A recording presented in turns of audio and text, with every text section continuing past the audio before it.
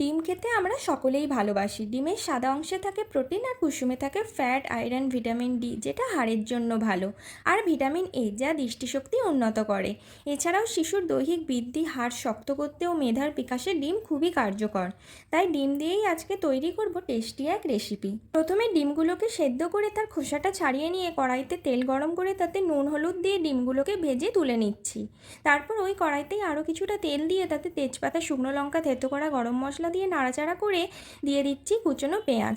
হালকা ভেজে দিচ্ছি আদা রসুন বাটা। একটা বাটিতে কিছু গুঁড়ো মশলা নিয়ে নিচ্ছি, হলুদ গুঁড়ো, লঙ্কা গুঁড়ো, জিরে গুঁড়ো, ধনে গুঁড়ো আর অল্প জল দিয়ে মশলাটাকে গুলে কড়াইতে দিয়ে দিচ্ছি। মশলাটাকে ভালো করে মিশিয়ে দিয়ে দিচ্ছি টমেটো বাটা। যখন তেল ছাড়তে শুরু করবে তখন ভেজে রাখা ডিমগুলো নুন, চিনি আর কাশ্মীরি লঙ্কা গুঁড়ো দিয়ে কিছুক্ষণ কষিয়ে অল্প জল দিয়ে 4 থেকে 5 মিনিট ফুটিয়ে নিয়ে উপর থেকে ধনেপাতা কুচি, একটা চেরা কাঁচা লঙ্কা, মৌরি গুঁড়ো ছড়িয়ে দিলেই রেডি ঝাল ঝাল ডিম কষা।